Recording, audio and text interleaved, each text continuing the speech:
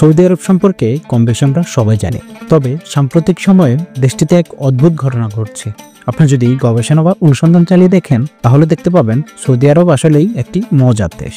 এটা এমন একটা দেশ যা অনন্য সাংস্কৃতিক ঐতিহ্যের অধিকারী এবং অন্যান্য দেশ থেকে কিছুটা আলাদা। তেমনি মধ্যপ্রাচ্যের প্রাচীন এই দেশের বিবাহ ও সংস্কৃতি বিশ্বের অন্যান্য দেশ থেকে কিছুটা ভিন্ন। তাই আপনি যদি সৌদি আরবের কোনো বিবাহ অনুষ্ঠানে যোগ দেন তাহলে দেখবেন তাদের বিবাহ সম্পর্কে আপনার অভিজ্ঞতাটা আরও সমৃদ্ধ হতে পারে। তবে সেটি তো কোনোভাবেই সম্ভব নয়। তাই সৌদি আরবের বিবাহ নিয়ে কিছু জানা অজানা মজার তথ্য নিয়ে আজ আমরা এই ভিডিওটি নির্মাণ করতে চলেছি। চলুন তবে শুরু করা যাক। যদিও পারিবারিক রীতিনীতি এবং ঐতিহ্যগত কারণে সৌদি ভূখণ্ডের একটি বিবাহের নীতি অপর বিবাহ থেকেও আলাদা হয়ে থাকে, তবুও সৌদি আরবের বিবাহ অনুষ্ঠান সম্পর্কে আপনি জানলে কিছুটা তো বিস্মিত হবেনই, এমনকি চমকে উঠতে পারেন। সৌদিতে অনেক নারী আছে যারা বিয়ের বয়স পার করে ফেলছেন, তারা এখনো বিয়ে করছেন না। শুধু নারীরাই নয়, দেশটির পুরুষরাও দেশটির নারীদেরকে বিয়ে করতে আগ্রহ দেখায় না। সৌদি আরবের আইন অনুযায়ী নারীদের বিয়ে করার জন্য কোনো নির্দিষ্ট বয়সসীমা নেই। দেশটিতে 8 থেকে 9 বছরের মেয়েকেও বিয়ে দেওয়া হয়, তবে বিয়ের ক্ষেত্রে নারীদের মতামত প্রায় গ্রহণ করা হয় না। যদি কোনো নারী নিজের পছন্দের পুরুষকে বিয়ে করতে চান, তাও তিনি পুরুষের অভিভাবকদের লিখিত অনুমতির উপর নির্ভরশীল। এমনকি যদি পরিবার থেকে বিয়ে ঠিক করা হয় এবং মেয়েটির সম্মতি না দেয়, তবুও তার কিছু করার থাকে না। অন্যদিকে আন্তর্জাতিক গণমাধ্যমের তথ্য অনুযায়ী সৌদি নারীরা এখন দেশের বাইরে অন্য কোনো দেশের পুরুষদের সাথে বিয়ে করতে পারবে, যা সৌদি সরকার সাম্প্রতিক অনুমতি দিয়েছে। এই সিদ্ধান্তের মাধ্যমে সৌদি নারীরা এখন বিদেশি পাত্রদের সাথে বিয়ে করতে পারবে। তবে বিদেশি পাত্রকে বিয়ে করার জন্য কিছু শর্ত রয়েছে।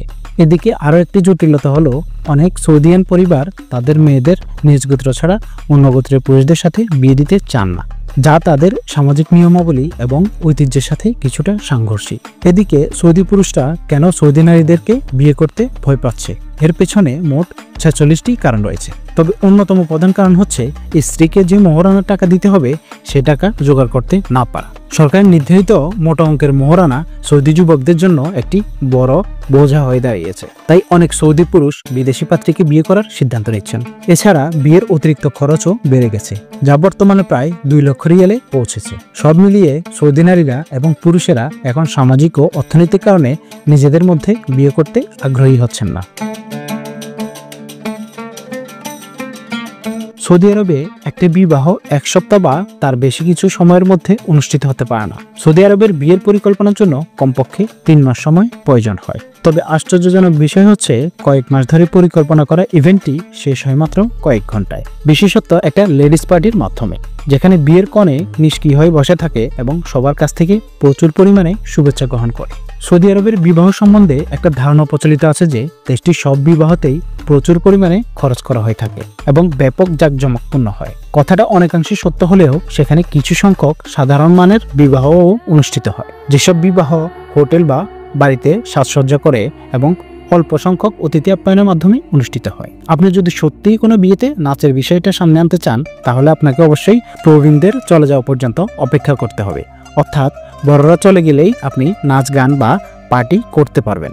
শুধুমাত্র সম্মান দেখানোর খাতিরেই আপনি বড়দের সামনে নাচতে পারবেন না। পূর্বের দিনগুলোতে দেখা যায় সৌদি আরবের বিবাহগুলোতে রঙিন থিম থাকতো, যেখানে সিদ্ধান্ত নিতে হতো যে কোন দিনে কোন রঙের পোশাক পরতে হবে। তবে সাম্প্রতিক প্রায় প্রতিটি সৌদি আরবের বিবাহই একটি নির্দিষ্ট থিম নিয়ে অনুষ্ঠিত হয়। সেটা হতে পারে একটা সিন্ড্রেলা থিম অথবা একটা আশ্চর্যজনক থিম, যা সাজসজ্জা থেকে আমন্ত্রণ কার্ডগুলোতেও কঠোরভাবে অনুসরণ করা হয়।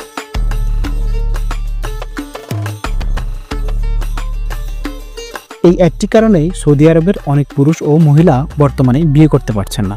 সেটা হচ্ছে উচ্চ পর্যায়ে দেনমোহর।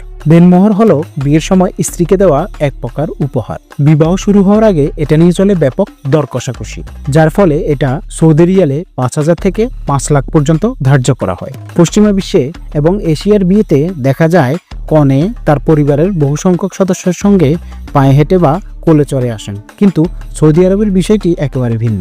এখানে নববধূকে একাই বিয়ের আসরে আসতে হয়। সাম্প্রতিক সময়ে সৌদি আরবের নববধূরা তাদের বিবাহের সাদা পোশাক বেছে নিতে শুরু করেছেন।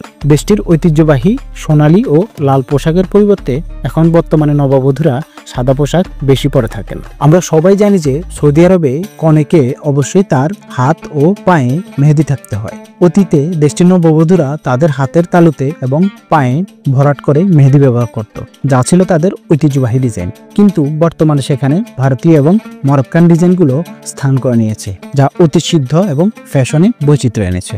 এবার আসি সৌদি আরবের খাবারের বিষয়টি নিয়ে। এই অনুষ্ঠানগুলোর মধ্যে সবচেয়ে সর্বোত্তম অংশ মান্ডি নামের কিছু ঐতিহ্যবাহী খাবার, যা সবাইকে পরিবেশন করা হয় এবং সবাই তৃপ্তি সহকারে খেয়ে আনন্দ ফুর্তি করেন। সুপ্রিয় দর্শক, আজকের মতো এই পর্যন্তই। ভবিষ্যতে কি নিয়ে ভিডিও চান, কি দেখতে চান, দ্রুত লিখে ফেলুন কমেন্টস বক্সে। পরবর্তী ভিডিও দেখার আমন্ত্রণ জানিয়ে আজকের মতো বিদায় নিচ্ছি এখানে। তবে সে পর্যন্ত সবাই চ্যানেলটি সাবস্ক্রাইব করে সূত্র জগতের সাথে থাকুন। ধন্যবাদ।